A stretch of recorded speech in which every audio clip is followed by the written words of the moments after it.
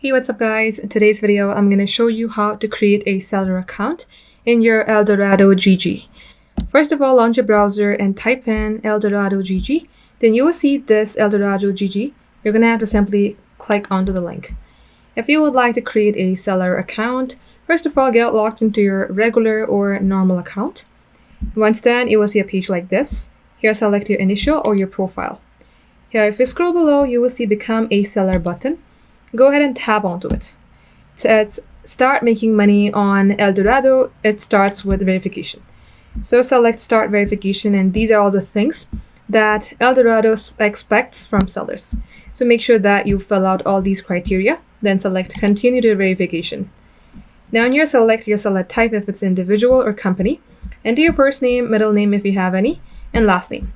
The date of birth, nationality, your TIN or personal code, each and everything, make sure it is correct according to your government ID.